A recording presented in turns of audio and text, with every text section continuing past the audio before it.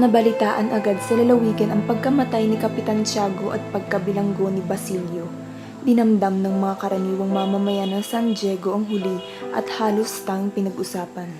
At gaya ng inaasahan, nagkaroon ng iba't ibang anyo ng balita, binigyan ng mga detalyeng malungkot, nakasisindak, niliwanag ang hindi maunawaan, pinunan ang mga puwang sa pamamagitan ng mga sapantaha.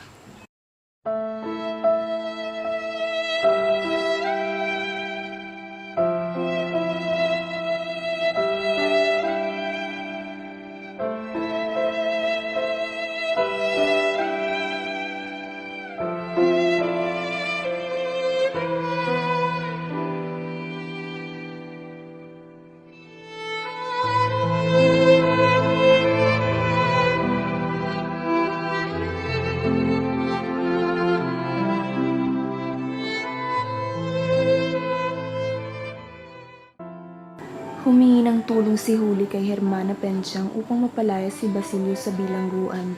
Pinayuhan siya na makipag-usap kay Padre Camorra tungkol dito.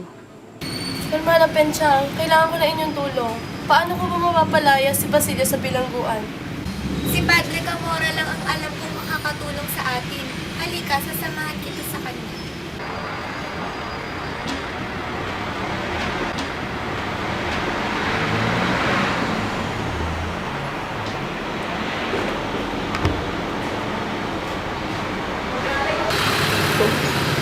Magandang araw po, Padre Camorra. Maaari po ba kami humingi ng pabor sa inyo? Oo naman. Ano ba ang inyong pakay? Sige na, Huli, sabihin mo na sa kanya. Naiwan mo na kita dito. Padre Camorra, kailangan ko kami tulong upang mapalaya si Basilio sa bilangguan. Dahil kayo lamang po ang alam ko na makakatulong sa akin. Yun lamang pala eh.